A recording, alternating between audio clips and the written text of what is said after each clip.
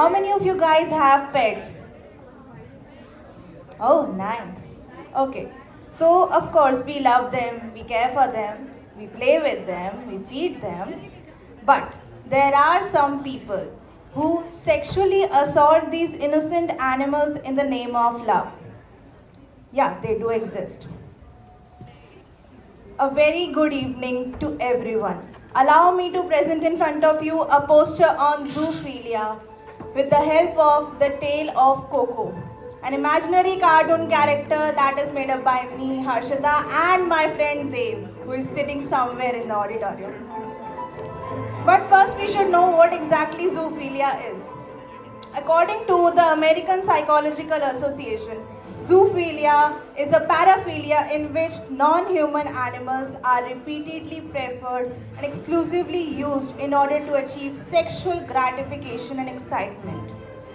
People consider bestiality and zoophilia to be the same. However, that's not the case.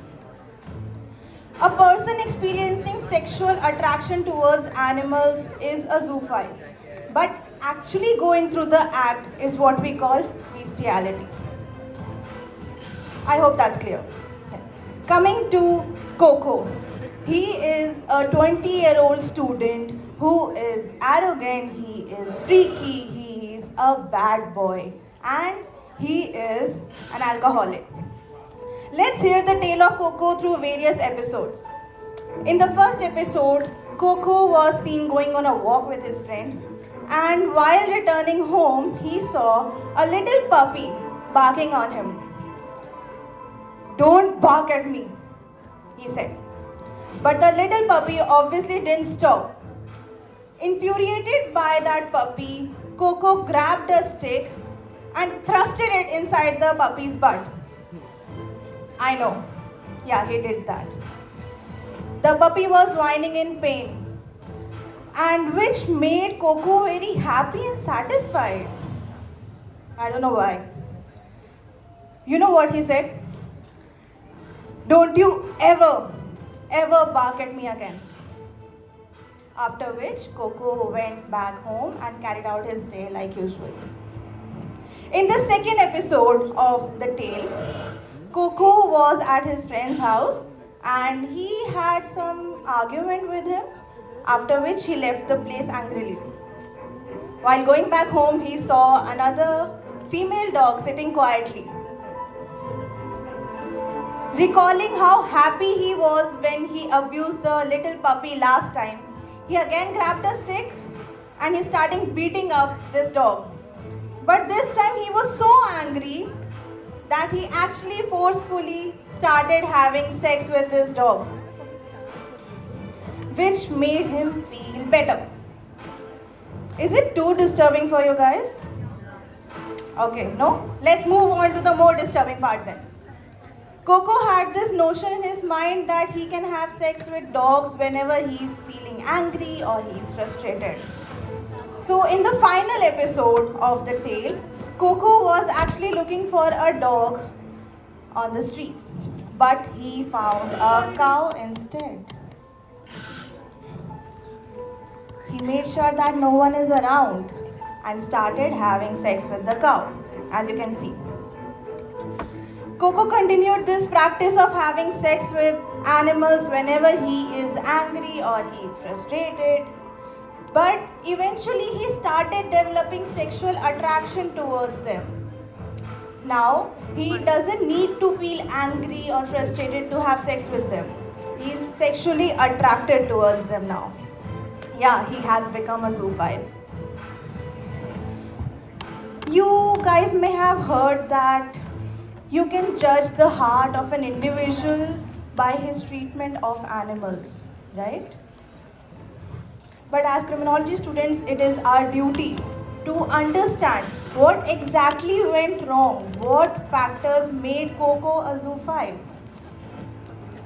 Yeah? The roots of most of these cases lies in the traumatic childhood experiences of the individual. Yeah. When we investigated, we found that Koko had a very disturbing childhood. His father used to beat up his mother almost every day.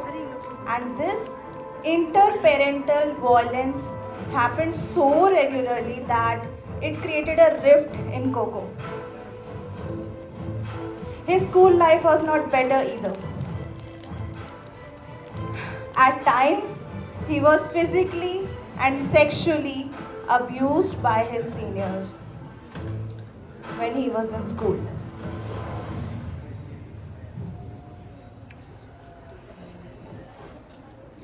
When Koko was just 12 years old, he was forced to have oral sex with his seniors in the school. And surprisingly, it happens in India also. But that's not reported. These experiences worked as trauma for Koko. And but he didn't tell this to anyone. You know why? Because boys in this society are not supposed to express themselves. They are not supposed to tell anyone what they are suffering from. So Koko was socially isolated after that. He experienced mental health issues like depression, anxiety, low self-confidence. He thought that no one loved him, not even his parents. So, in order to cope up with the feeling of being used and not being loved, he became an alcoholic. According to literature, all these factors contribute to various psychological disorders, behavioral issues, and paraphilic disorders. Yeah? Literature has actually supported the story of Koko. Scholars have mentioned that childhood experiences contribute a lot to the behavior and personality of an individual in adulthood. Physical and sexual abuse in childhood, especially in the prepubertal stages, lead to various behavioral problems in adulthood and the development of paraphilic disorders.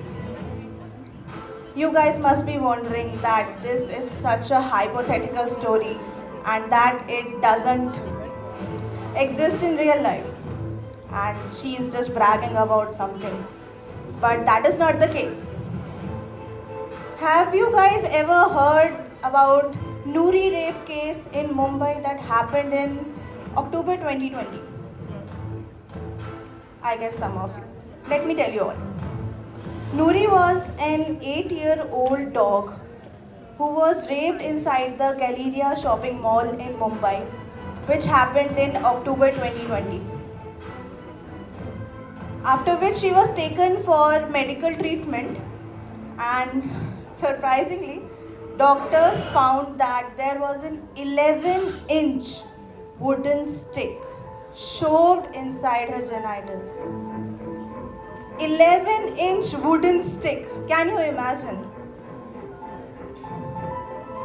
Now is it disturbing? I know. This case has many similarities with the Koko's case.